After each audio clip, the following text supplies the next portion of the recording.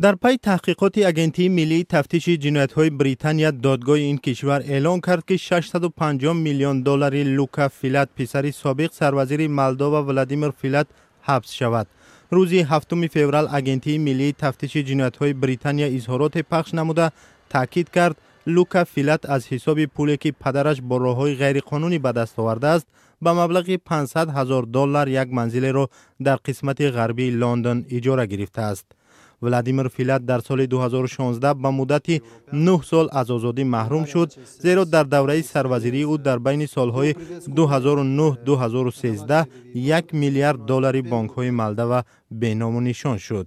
این حادثه اعتماد مردم به حکومت را پایین برد. مردم این جمهوری قشاق سابق شوروی که ماهانه معادل 300 دلار به دست می‌آورند و در حالت‌های زیاد به مردکاری در خارج مجبور می‌شوند، از غیب زدن تخمیناً 10% مجموع محصولات ناخالص ملی به غضب آمدند.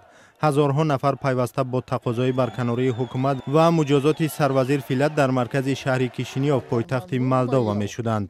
چندین حکومت و رهبران کشور از کرسی هایشان محروم شدند. لوکا فیلات 22 ساله سال 2016 برای تحصیل به بریتانیا آمده است. او مبلغ زیادی را برای خریداری اموال گرانبها از جمله برای یک ماشین بنتلی برابر به 259,000 دلار مصرف کرده مورد نظر نهادهای تحقیقاتی قرار گرفت.